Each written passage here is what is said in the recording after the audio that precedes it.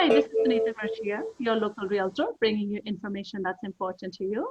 Today, we have an amazing guest, Aelita Leto from an APL Design. She specializes in Feng Shui, and we're going to be talking about how Feng Shui is more important with reference to the real estate market. Well, one thing, thank you, Aelita, for coming to our show. Love this beautiful background. Tell us a little bit about that. Well, thank you, Sunita. This is a great opportunity, and thank you for having me. I would like to just introduce today. Today is the first day of the autumn equinox. It's the September 22nd. And what I have behind me is one of my signature pieces that relates to moon gate. That typically correlates to the west. It is the time of the year towards the fall after the harvest. It's almost like the most quietest, most serene time, because nothing we can deny what we have planted and what we have nurtured, and this is all the result of the year. So very, very special time. So oh, beautiful. What a beautiful day we have picked to have this conversation. It's beautiful. So I would like to ask you a few questions that we have come across when we are in real estate market, and our client have those questions. And I thought that would be a good thing. So what exactly is the Feng Shui, and how does it correlate into the house that people are purchasing? There are many misperceptions in common days that there is almost like scientific way and approach what the Feng Shui has to be, that like looking for pathology and looking for almost like what's wrong with the place, rather than in traditional mindset. Feng Shui is how you connect to the land, how you connect to your personal capacity as a human nature, a human being, and like self-reflecting where you are in a present moment and tapping into these opportunities that are in harmony with land and harmony with time. That would be in a very philosophical way to look how you connect to your physical and a metaphysical environment. So we live in a multidimensional aspect. So one thing that we touch and feel, and that's what creates our experience. Okay, so Feng Shui is more energy related to the home. Yeah, and everything is energy. As you know, if I move into your house, I'm gonna bring my energy. I'm gonna set it up my way. That makes sense. And you can get the same home, and you might situate and align things differently, because that's going to be your intent, what supports you. Got it. So what's the best time to consult a Feng Shui expert? You know, if I have to give you a call and find out, oh, I'm considering this home, is that the best time, or after I have purchased it? So as you know, most of the clients and also real estate, they think that Feng Shui is like interior design, that after they moved in and they like settled in and redesign it, they just expecting some kind of trinkets or gadgets to be making the adjustment. In true tradition, the Feng Shui is how you connect to land and time. What's important is to resonate what's appropriate. What is your personal capacity? What you want to do, you know, when you have the vast open kitchen, or when you have when you have a vast open bedroom.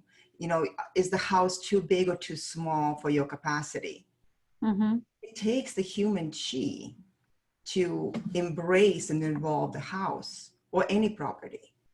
So key is to how do you perceive and connect mindfully. So one question I do come across is, we have heard of a Vastu and we have a Feng Shui. How are these two interconnected, or they are side by side? A Vastu system is, we know that it comes from India, and we know there's a lot of very strict correlative ways that we know the Southwest is not particularly welcome for things. Mhm. And in Indian community or philosophy, people usually look for the homes that are more facing east, southeast, or northeast. Mhm. Those are kind of the directions. Mhm. But I think there is the misperception in that Mhm. when you have to understand how the home, how from the entry all the way through the home, how the energy flows and how you're using it. Mhm. And most of the time, certain areas become neglected Mhm. just because it's in Southwest. I think it doesn't mean it's bad. You can still have a certain seating, a certain feeling developed that you can go and kind of contain yourself. Let's say if that will be like ancestral chi. So do we actually take care of this misconception through primary placing certain objects, or do we play with colors? I mean, what are the way one changes the energy inside the house, or once they have purchased the home, or even think about it before? First is making assessment, understanding what is the quality of energy from the outside in and Okay. inside out. And can um, you identify like how does that is supportive or not supportive to the individual who's moving in? Okay. How they gonna, let's say if the kitchen, if the everything, let's say if the house is perfect, Mm-hmm. and then they always but Mm-hmm. but the kitchen is in Southwest, and now you putting all your kind of negative thoughts to it. Oh, because of the everything, I love everything about it except. Accept. Yes. So how my work would be how to bring the neutralize that is number one.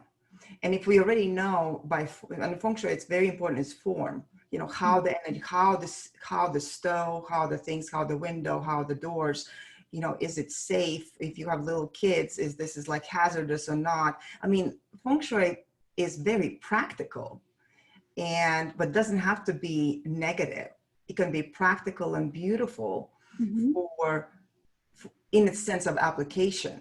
So where if we only follow certain very strict aspect, good or bad, then you need to not to buy a home, but then you need to find the land and build your own from scratch. Got it. What are the major misconceptions that one have regarding the Feng Shui when they are considering a real estate? One of the things that I hear is like a T intersection and the numerology that actually like number 4 is not good for a house in any way, like it adds up to it or it has a 4 digit. Do you Any know views why? on those? Do you know why about the four? Yeah, it says the 4 is sounded like a death. When you say the word 4, is it speaking the word death? But is there a break to that or just Of course, there's the if somebody writes out number four, FOUR, instead mhm, of the lettering four, uh-huh, you instantly kind of break make it that automatic, problem? I believe, yeah. 'Cause- Oh, I've seen that in many homes. People have written 40, 35, and it's yeah, like, oh, okay, this take me longer to read. Would it not be just a digit? But now I understand. yeah. Got it. Or I mean, T junction is also very, very. I just recently had a client who called me on the space and said, "Well, there's because of T junction, house doesn't sell. Mm-hmm, People don't even look at it." mm-hmm, I was like, "Well, because you see Google Earth, and mm-hmm. sometimes in a 2D kind of retrospect, yeah, it looks like a pure, but then you start adding elevation, and you might be in a peak of the hill. You're actually getting the best view, and Mm-hmm. the energy is very slowly rising up to your front of the house. Okay. I think the other aspect is how people avoid using their main door, Mm-hmm. and in many ways they think the house is not good because they primarily using the garage as an entry, and Mm-hmm. you know what's happening in the most of the garage. Got it. A Got it. lot of clutter, A a lot of lot of disturbancy, a lot of kind of I would call it like going through the guts, not going through your facade. And so it's our nature. It's like how we establish our patterns. Like when you buy a new home, I think if you love the facade, if you like the main entrance, be the guest in your own home. It's very important.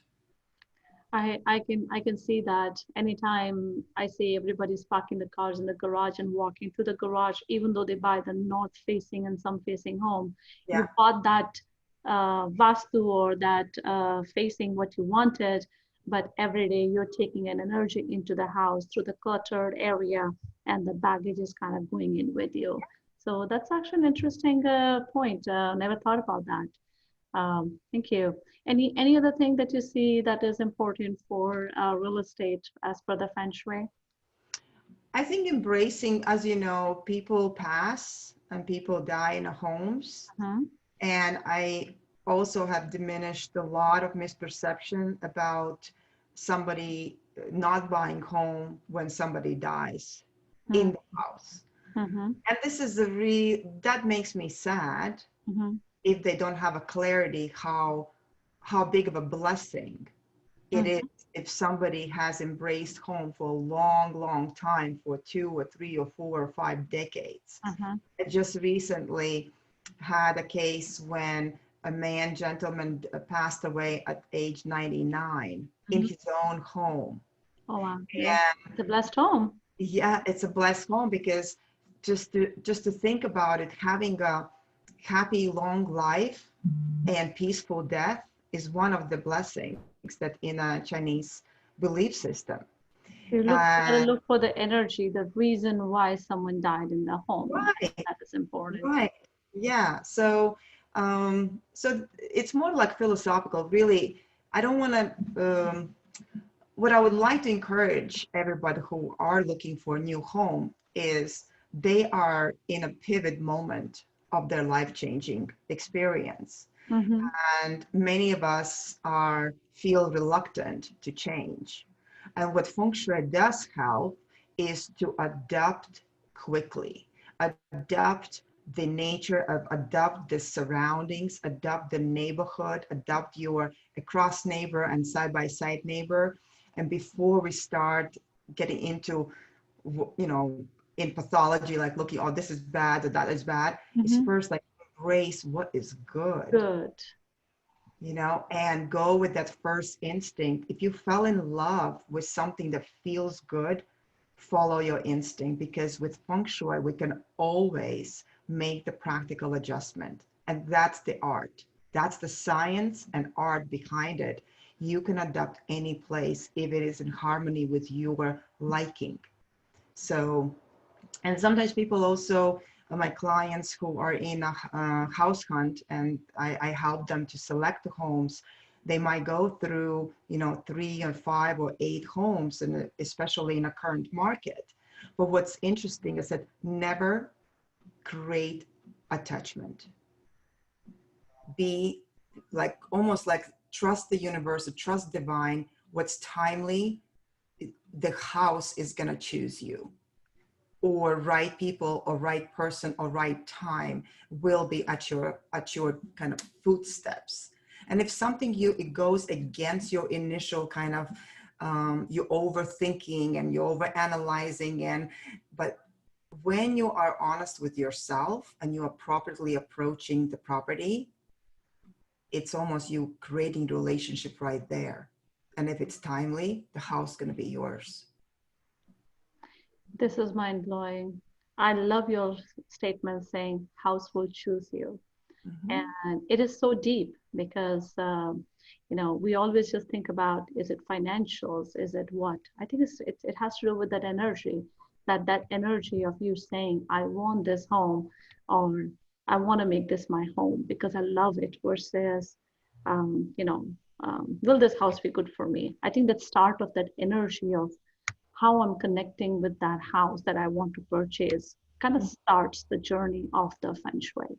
Yeah. Um, Feng Shui is also, when we do, based on a traditional school of thoughts, it's always important to look at the astrology, at the astrology of the home when the house was built, mhm, and astrology of the person mhm, based on their birth chart. And that deviates the capacity, and definitely is different when people do downsize, or people are looking for to start a new family, or someone who is just departed from parents' home and starting their bachelor journey. The energy and intention is very different. One is for settling, one is expanding, one is contracting. And finding the appropriate properties or finding the appropriate environment becomes crucial. And especially lately, I've been working on a lot of design projects for front and backyard gardens, which is, I think this is one of the signature, like Moon Gate right now. It is directly correlates where we come to our garden or to our piece of land, stepping out and connecting to our serenity, to connect to our nature, or quieting our mind. So I would say when you buy a home, don't look at too much of the arrangement internally, but look at the larger picture. Look where your connection with the outdoors is. What do you see from your master bedroom window? What do you see when you sit in the living room? What do you see when you wash your dishes in the kitchen? Because that's almost like instant meditative time that you can tap into, so it's not the same, we might talk about feng shui and we might talk about homes, right? And we know there's a main door and back door, but every single home has its own charisma and character, and every single person has its own, reflective way how to connect to the property. Any insight on the homes being on the cul-de-sac versus I've also heard something on a snake of a head on the cul-de-sac, and any insight on that? It's I think in Western community, cul-de-sac is a blessing, because when we live in a very linear, like roads or strongs, even it's about children, it's about our generations to connect and be playful and kind of vitalize that chi connection. I would embrace the cul-de-sac with a bunch of young families and kids gathering and playing, because that cultivates the energy right there. The laughter, it's a young chi. It's to give a lot of promise for spring is coming. It gives you vitality. And not necessarily cul-de-sac maybe in a senior house living. It also could be a way to gather together, to step out and to have to communicate. Yeah. And I mean, everything is about our connection. And right now, as you know, even during the COVID, to how we make a physical connection, how we make a eye contact, how we make, being a friendly neighbor is being respectful and finding the ways to connect. And that's very impactful in a design process. I don't know if you, when we design, let's say front yard, I personally always look, what is the next door? How can I enhance what I do for this particular client home, how that's going to enhance overall harmony within the neighboring house.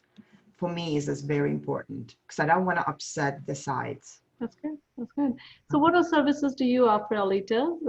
And a little bit of a contact information for our client viewers out there, because I think just talking to you, I feel so calm. I feel like all the stuff that's out there, that questions and concerns people have, if you have the right person that can actually give you a more cleaner and clear picture of about how to see things, it's a whole different world.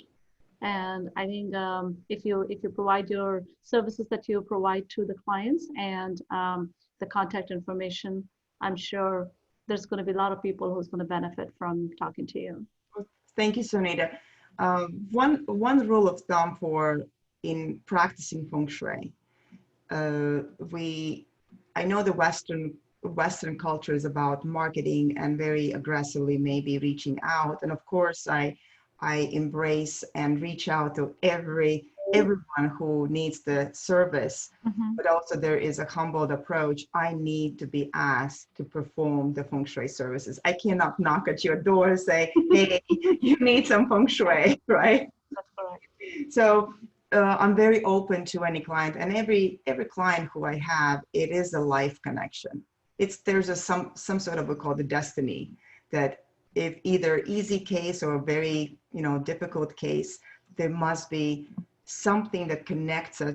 I trust the universe that they I can provide what they need, and I have trust. It's very objective viewpoint. I speak the land. I maybe represent the land and represent in a timely manner. So all the feng shui consultations or any design work still starts with feng shui. Feng Shui. And the other very important tool is the Ziwei astrology or Bazi astrology. When we look at the chart, sometimes clients also just want to look at the chart, which is okay too, but it's all interrelated. The place, the time, the human sheet, it's all All together. connected. Yeah. And what I offer people who are in search for homes or settling in the new homes or planning to remodel or select the land, that's, you always can apply feng shui. The other aspect when the feng shui is done, the assessment and connection to land is done, it's great to have implement the design ideas for garden, for layout, like helping like a more interior design aspect. That's I also can offer. It doesn't have to be with just the Chinese artifacts or elements. It could be related to your culture and related to your um, so Yeah, that's I what I mean, do. being in the country out here, I think everybody looks at every aspect of what brings peace and sanality in people's life. There's no longer it's Indian or it's Asian or it's Chinese or it's Western. I think everybody's looking for where that connection to the culture that they can actually embrace and implement by making their life better as well. So thank you very much, Aelita. I think I'm really, really excited that I spoke with you and brought this information to my viewers, because when I'm in the market out there, I see the the people have just this question. Oh, it's on the T. It's going to sell for less, right? Or it's on a it has a door that's opening that you can see through the house all the way backyard the minute you open the door. Or I open the door, kitchen is right there. And it's not what you see, it's how that energy is custom to that particular person who's buying that property. And it can work for one and may not work for other. How you inherit that situation that you are in makes it feng shui energy according to your belief system into it. So Great. thank you very much. I will put down your phone number in the comment at the bottom. So if people are, and your website for people to kind of like out there and get in touch with you. Thank you very much. It's a great day to be talking at the start of the Moon Festival. And thank you very much, my dear. You're welcome. You're welcome. Looking forward to the continue the series, and best of luck, Thank and you. stay grounded. This is the perfect time to be reflective Mhm. and just embrace the harvest. Thank So you, my good dear. luck. Thank you. Thank you, viewers. This is Sunita Murchia signing off. We'll continue with our special series as we continue. And you have a great day. And reach out to Aelita for any of your feng shui need and requirement to bring more in harmony and peace into your homes and lives. Have a great day.